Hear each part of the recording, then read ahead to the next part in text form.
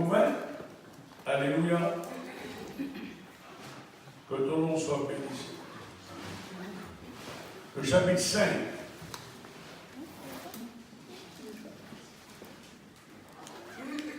Quand quelqu'un lit la Bible, si vous n'avez pas la Bible, nous donnons des Bibles en cadeau. Hein? Il reste que, je crois, 4 seuls. Alors, si la Bible c'est la parole du Seigneur, Dieu révèle lui-même qui il est par sa parole. La parole, ce livre que vous tenez, n'est pas un livre seulement. Les paroles qui sont dans ce livre est vivant. Il apporte la vie. Cette parole détruit la mort. Il donne l'espérance. Il donne la paix, la joie. La parole de Dieu, c'est la parole du Seigneur. J'ai un grand respect quand je lis la Bible. Je lis la Bible pour connaître mon Dieu qui m'a sauvé. Je lis la Bible pour savoir plus. Qu'est-ce qu'il a en réserve pour moi? Qu'est-ce qu'il m'a donné dans la mort de Jésus-Christ? Alors, la Bible, pour moi, c'est ma nourriture. Jésus-Christ disait dans les évangiles. La parole de Dieu, c'est la nourriture pour l'homme, non pas seulement du pain, mais aussi de la nourriture. La parole de Dieu, c'est la nourriture pour ton esprit, pour ta pensée. Amen. Amen. Si tu veux avoir une vie totalement transformée, une vie bénie, enrichie, si tu veux être fort dans la vie, tu dois te nourrir de la parole de Dieu. Amen. Si la pensée n'est pas changée, tes comportements ne vont pas changer. Yes. Tout se passe au niveau de nos pensées, frères et sœurs. On commence par lire le Romains, s'il vous plaît, le chapitre 5. Alors la Bible commence par le premier livre, c'est Genèse. Genèse, c'est le livre des commencements. Et ce que nous allons lire maintenant dans Romains, et ce sont des choses qui se sont passées au commencement de la Bible. Chapitre 5 et le verset 17. Vous êtes tous la même? Amen. Amen. Voilà. Que ton nom soit béni, Seigneur. Voilà. Et il nous parle de quelqu'un, c'est Adam. Et nous croyons, nous, en tant que chrétiens, que c'est Dieu qui a créé l'homme à son image. Amen. Nous sommes pour la création de l'homme. On rejette la science qui dit on évolue. C'est pas vrai. C'est Dieu qui a créé le ciel, les étoiles, tout ce que nous voyons, les visibles et invisibles, ont été créés par un créateur. Son nom est Dieu. Amen. Alléluia. D'ailleurs, la Bible dit dans Colossiens que tout a été créé par Jésus-Christ et pour Jésus-Christ. Romains chapitre 5 et le verset 17. Ok? Voilà.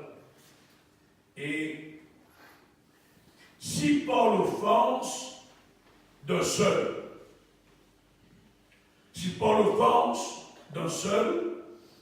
la mort a régné par lui seul. Le seul, c'est Adam. Si vous lisez le verset 14, il parle d'Adam, le premier homme. Si par l'offense d'Adam, la mort a régné à cause de lui, à plus forte raison, ceux qui reçoivent, la Bible nous dit bien clairement, ceux qui reçoivent l'abondance de la grâce et du don de la justice, ces gens-là, ils rayeront dans la vie par Jésus-Christ. Amen. Ce que Adam avait fait, quelle est son offense? Il avait désobéi volontairement à Dieu. Adam a désobéi volontairement à Dieu. Ève a été séduite dans sa pensée par le diable. Mais Adam non. D'ailleurs, l'ordre de ne pas manger, l'ordre de la connaissance du bien et du mal, et Dieu avait donné cet ordre à Adam. Amen. Elle n'était pas encore à ses côtés. Il a dû bien dire à elle, attention de manger tous les arbres du jardin. Mais là, tu ne manges pas ça. Si tu manges, on va mourir. Et il savait ce qui se passera. Même il n'a pas goûté la mort. Il ne savait pas c'est quoi mourir. Mais Dieu avait dit. Vous me suivez là? Amen. Alors, Adam, c'est pour ça que la Bible dit que ce n'est pas un seul homme que le péché entre. Ce n'est pas pour la femme. Parce que Adam, il savait ce que Dieu lui avait dit. Mais il a choisi de désobéir. Il a choisi. Il a fait un choix de rejeter la parole de Dieu et d'obéir à la parole de Satan.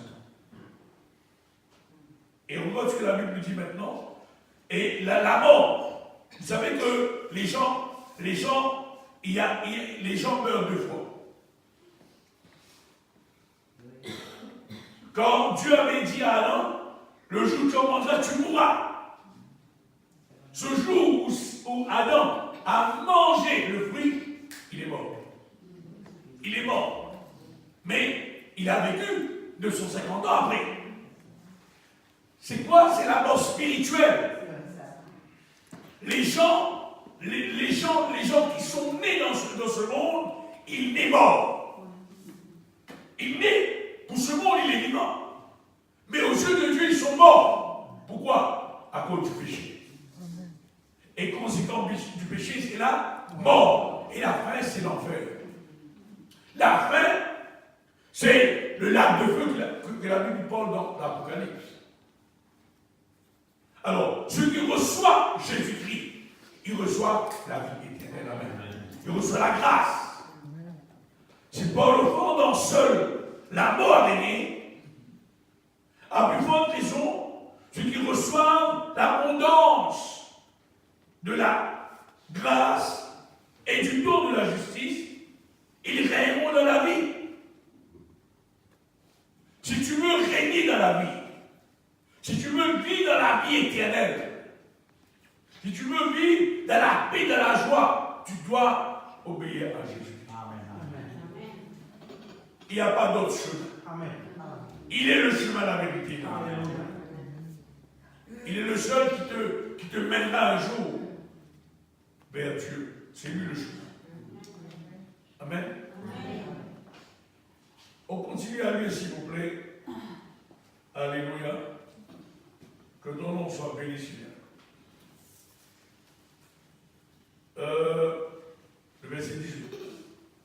Ainsi donc, par une seule offense, la condamnation. Répétez avec moi, condamnation. La Bible nous parle, il y a une condamnation sur le monde. Si une âme ne se tourne pas vers Jésus-Christ comme son sauveur et Seigneur, cette âme est condamnée à vie. Il vivra peut-être 100 ans, disons, au plus 85 ans ou 120 ans. Mais après sa mort, il sera mis dans le lac de feu pour l'éternité. C'est pour cela que Jésus-Christ nous a ordonné d'aller prêcher la bonne nouvelle du royaume de Dieu. C'est pour ça que nous sommes ici, dans ce lieu, et partout ailleurs. Voilà, c'est notre église.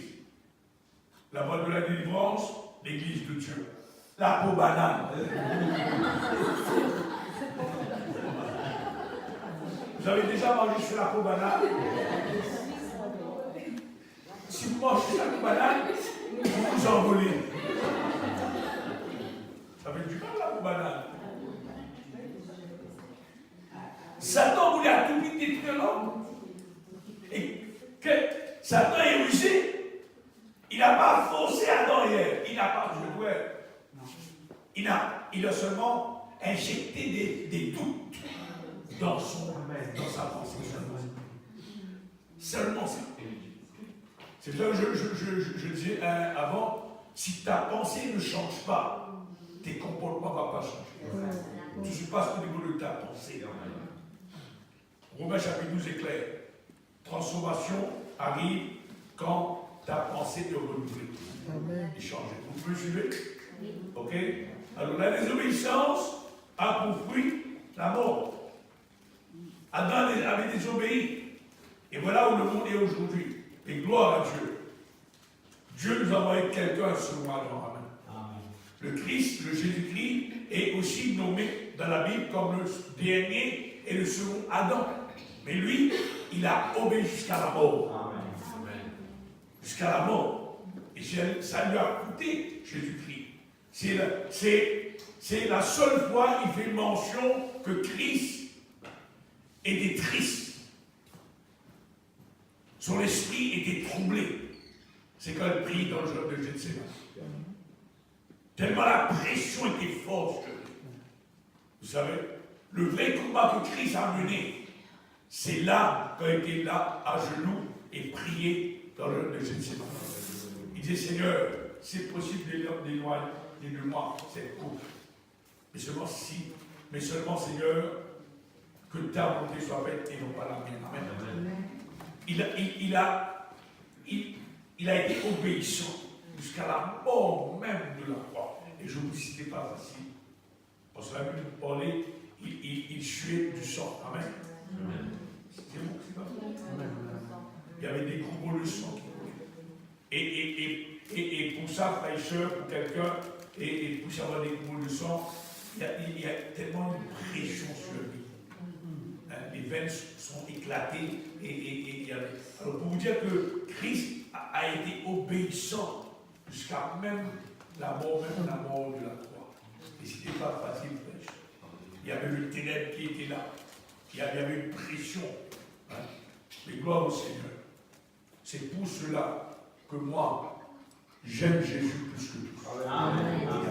Plus que ma femme. Amen. Plus que mes enfants. Amen. J'aime Jésus plus que moi-même. Il a donné sa vie.